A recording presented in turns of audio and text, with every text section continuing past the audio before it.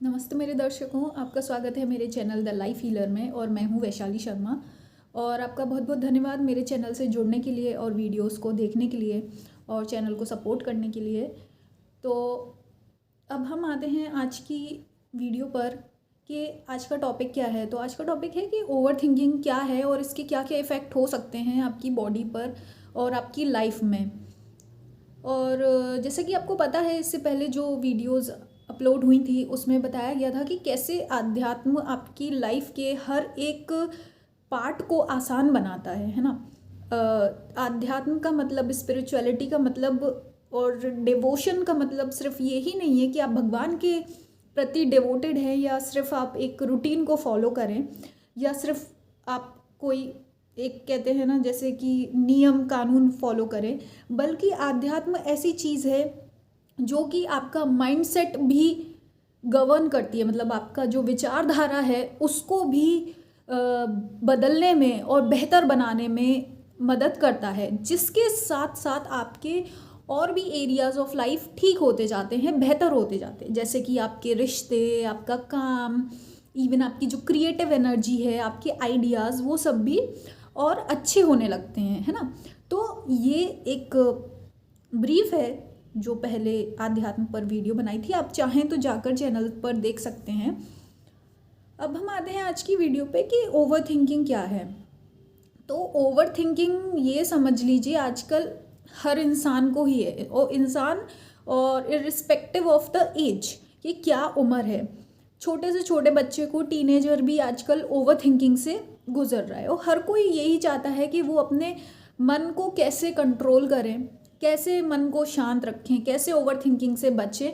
और इसी प्रकार की काफ़ी कोशिशें चल रही हैं और ज्ञान इकट्ठा करने में हम लोग लगे रहते हैं कि कहीं ना कहीं से कोई हेल्प मिल जाए, कोई गाइडेंस मिल जाए, कोई ऐसा ज्ञान मिल जाए कि हमारी ओवर थिंकिंग बंद हो जाए और स्ट्रेस बंद हो जाए, है ना। तो देखो, यहाँ पे समझने वाली बात है ओवर थिंकिंग क्यों होती है। पहली बात तो ये समझ लो, जो माइंड है, माइंड का काम ही है थिंकिंग करना, ठीक है। वो थिंक करता रहेगा करता रहेगा करता रहेगा। अगर आप ज़्यादा अपने माइंड पर प्रेशर बनाएंगे या ज़्यादा कोशिश करेंगे अपने माइंड को कंट्रोल करने की और अपने आप को रोकने की, तो वो क्या है, वो चीज़ आपके ओवर थिंकिंग रुकती नहीं है, थिंकिंग रुकती नहीं है, बल्कि वो डिनायल में चली जाएगी और आप सबकॉन्शियसली सोचते रहेंगे। आपको लगेगा कि आप नहीं सोच रहे हैं, पर वो आपका बिहाइंड द सीन जो पीछे मन है वो सोचता ही रहेगा, है ना। तो पहले तो आपको ये समझना होगा कि भाई, जो माइंड है उसका काम है सोचना, आप वो नहीं रोक सकते किसी भी हालत में। जैसे कि जैसे कि हम जानते हैं सूरज है, प्लैनेट्स हैं, वो अपने हिसाब से काम कर रहे हैं, ऐसे जो माइंड है वो भी अपने हिसाब से काम करता है।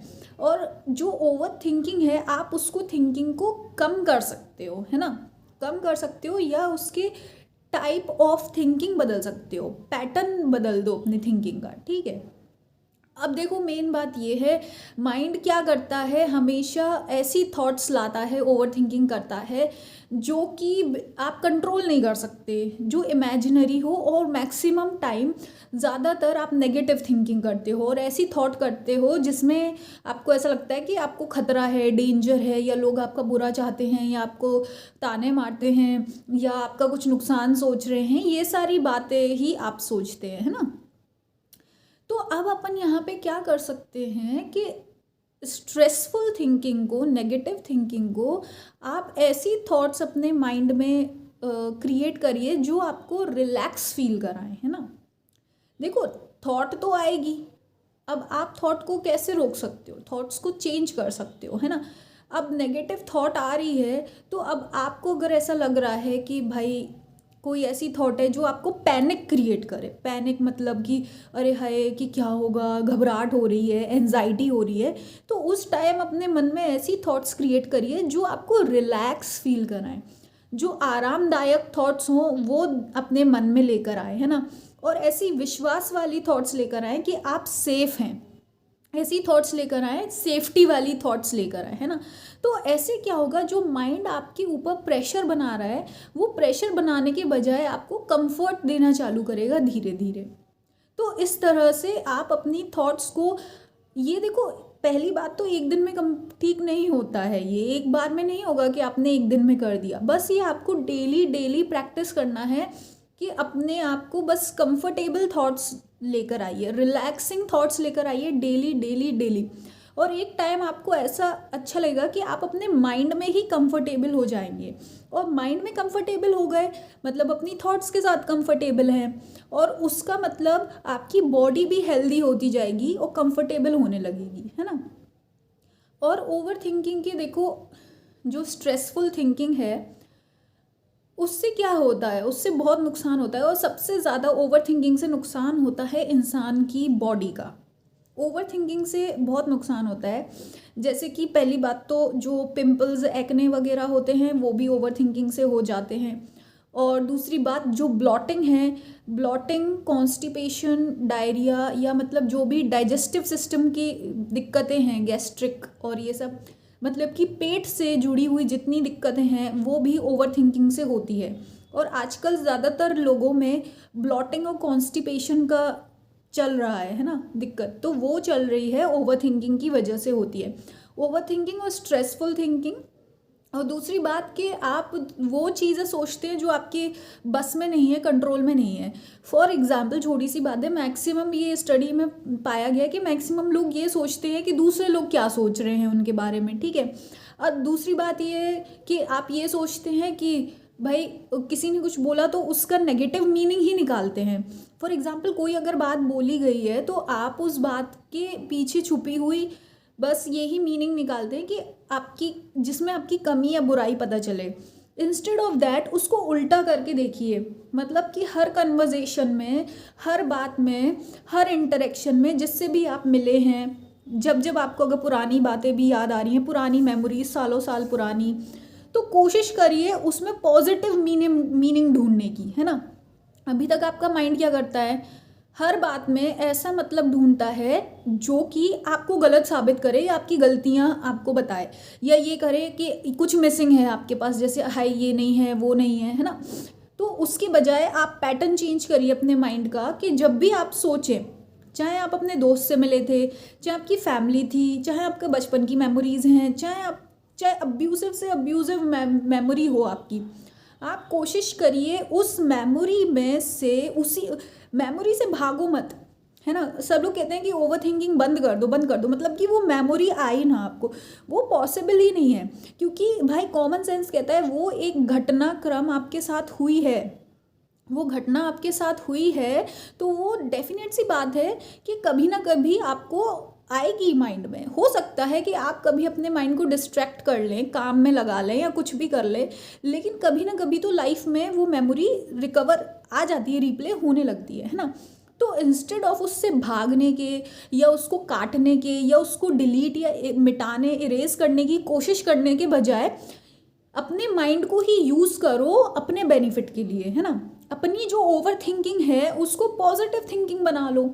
जैसे कि अगर कोई पास्ट की आपको 10 साल या 20 साल पुरानी कोई मेमोरी याद आती है, बचपन की, फैमिली की या स्कूल की, तो कोशिश करो याद करने की कि उसमें क्या क्या अच्छा अच्छा हुआ था, कहाँ कहाँ आपको कॉम्प्लीमेंट्स मिले थे, कहाँ कहाँ आपको अप्रिशिएट किया गया था, है ना। और ये कोशिश करो कि जो भी अगर मेमोरी आ रही है, नेगेटिव से नेगेटिव मेमोरी भी आ रही है, तो उसमें पॉजिटिव मीनिंग कर दो उसका अपने लिए, है ना।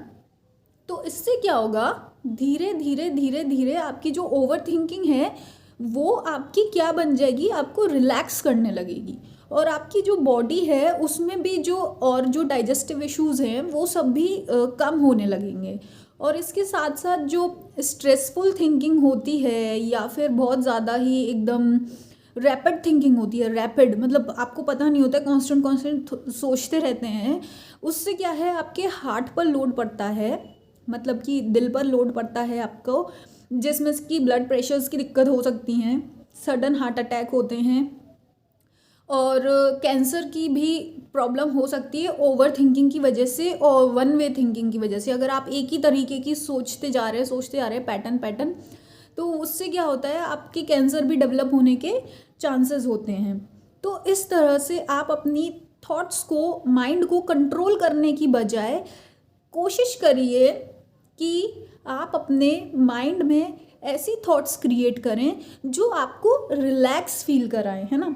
ऐसे मीनिंग बनाइए घटनाओं का, ऐसा मतलब निकालिए जो कि आपको सेफ फील कराएं, है ना, जो आपको आपके भविष्य के लिए एक गारंटी बन दे, है ना। ऐसी थॉट्स आप क्रिएट करिए अपने माइंड में।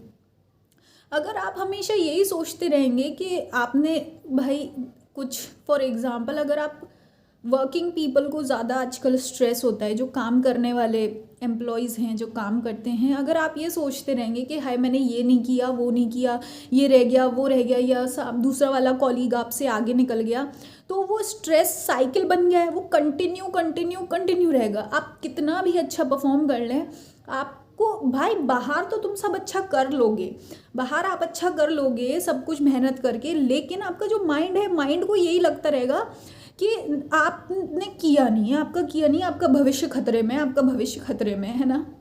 तो आपको क्या है, ऐसी थॉट से कोशिश करो जो जो आपने किया है वो अपने माइंड को याद दिलाओ, ठीक है। भले ही आपको अगर एक प्रोजेक्ट मिला था, आपको 100% काम करना था, ठीक है, आपने 10% किया, 5% किया, तो अपने माइंड को वो याद दिलाओ कि हाँ मैंने ये कर लिया, दैट मीन्स कि अब मैं आगे 5% या 10% और कर सकता हूँ या कर सकती हूँ। अब उसके बाद मतलब आप ऐसी ऐसी साइकिल क्रिएट करो अपने माइंड में जो कि आपको मोटिवेट करे अच्छा करने की, कंफर्टेबल करे, और इसके साथ साथ आपका जो भविष्य है वो सिक्योर्ड फील कराए। और लेकिन इसका मतलब ये भी नहीं है कि आप बस इतना ज़्यादा कंफर्टेबल हो गए कि काम काज छोड़कर बिल्कुल ढीठ बन के सो रहे हैं या एकदम सभी छोड़ दिया। नहीं, ऐसा भी नहीं करना है। आपको अपने काम के लॉयल रहना है, मेहनत बराबर करते रहनी है ना, ईमानदारी से काम करना है, लेकिन उसके साथ साथ आपको अपने माइंड का भी ध्यान रखना है ना। आप इस तरीके से कॉन्स्टेंटली अपने माइंड को क्रिटिसाइज़ नहीं कर सकते। आप बार बार अपने माइंड को ये याद नहीं दिला सकते कि भाई कि आप नालायक हो, कि आपने कुछ नहीं किया, या आप कुछ नहीं कर पाओगे, या भविष्य खतरे में है। ऐसा पॉसिबल ही नहीं है। आप इंसान हैं और आपके अंदर पूरी क्षमता एक इंसान के अंदर होती है। हर इंसान के पास दिमाग है, ब्रेन है, अच्छी बॉडी है। आप एक्सरसाइज करेंगे, खाएंगे, पिएंगे तो हेल्दी तो ऑब्वियसली रहेंगे, नेचुरल है वो तो, एक ऑटोमेटिक सिस्टम भगवान ने बनाकर भेजा है या नेचुरली प्रकृति ने ऐसा बनाया है ना। तो भाई आप कैसे फेल हो सकते हो जब आप बराबर कोशिश करोगे, जब आप मेहनत कर रहे हो, आप काम करोगे तो आप फेल हो ही नहीं सकते, है ना। लेकिन क्या है, आपका जो माइंड है वो आपको हमेशा वार्निंग देता रहता है, लाल घंटी बजाता रहता है, अलार्म बजाता रहता है कि तुमने तो कुछ नहीं किया, कुछ नहीं किया, कुछ नहीं किया, क्या होगा क्या होगा क्या होगा, है ना। तो इसके बजाय देखो, सीधी सी बात है, एक सीढ़ी है, सीढ़ी से उतर भी सकते हैं, चढ़ भी सकते हैं, है ना। जब अगर आपका माइंड कॉन्स्टेंटली आपको घबराहट वाले और आपको खतरे वाले थॉट्स दे रहा है तो उसको उल्टा कर दो। अपने माइंड में ऐसी ऐसी थॉट्स क्रिएट करो जो आपको सेफ फील कराए, कंफर्टेबल फील करा, है ना। इवन जो आपके कॉलीग्स हैं, लोग हैं, उनके साथ भी कोशिश करिए कि पॉजिटिविटी ढूंढिए, है ना। और अपने साथ भी ऐसे, जब आप कहते हैं ना, जैसा आप सोचेंगे वैसे आप बातें बोलेंगे। अब जैसे क्या होता है, मान लो कि आपके कॉलीग्स वगैरह में है या फैमिली है, वहाँ आपको ऐसा लग रहा है किसी बंदे से आपको डेंजर है, या हाय ये तो बुरा चाहता है, ये वो। तो अब क्या, अगर आप यही सोचते रहेंगे तो अब नेक्स्ट टाइम आप उससे मिलेंगे तो आप क्या करेंगे, या तो उससे भागेंगे, या आप फ्रस्ट्रेशन में होंगे तो उसको आप भी ताने मारेंगे, या कहीं ना कहीं वो सामने वाले इंसान को सेंस हो जाएगा कि आप उससे घबराते हैं या आप उसको पसंद नहीं करते हैं। लेकिन अगर आप अपने माइंड में कंफर्टेबल थॉट्स बना रहे हैं और अपने आप को रिलैक्स फील करा रहे हैं और सेफ फील करा रहे हैं, तो डेफिनेट सी बात है, जब वो इंसान आपके और पास आएगा तो आप कंफर्टेबल रहेंगे, रिलैक्स रहेंगे, है ना। आपको एंजाइटी नहीं होगी, या आपको ये नहीं लगेगा अरे यार ये क्यों आ गया, है ना। तो जब आप रिलैक्स रहेंगे, कंफर्टेबल रहेंगे, तो क्या होगा, वो जो दूसरी पार्टी है वो भी सेंस कर पाएगा, कि फील कर पाएगा कि यार इस इंसान को तो फर्क ही नहीं पड़ता, ये तो कंफर्टेबल है और कॉन्फिडेंट है ना। तो इस तरह से क्या है, वो दूसरा इंसान के अंदर भी चेंजेस आते हैं। तो ये एक तरीका है, अपने माइंड को अपने फ़ायदे के लिए यूज़ करो, है ना। माइंड है वो भाई सोचना तो ऐसे नहीं छोड़ सकता, बस अपने माइंड को कोशिश करो कि हाँ ठीक है भाई तेरे को सोचना ही है, तो मेरे फ़ायदे की बात सोच, तुझको तेरे को सोचना ही है। तो भाई मेरी बुराई क्यों सोच रहा है, मेरी इंसल्ट क्यों सोच रहा है, मेरी बेइज्जती क्यों सोच रहा है, मेरा नुकसान क्यों सोच रहा है, मेरे पैसे खर्चा होने के बारे में क्यों सोच रहा है ना। भाई अपने माइंड है तो भाई ये देखो तुमने क्या क्या किया है ना, कि तुमने किसको हेल्प करी, किससे अच्छे से बात करी, कौन तुम्हारा अच्छा चाहता है ना।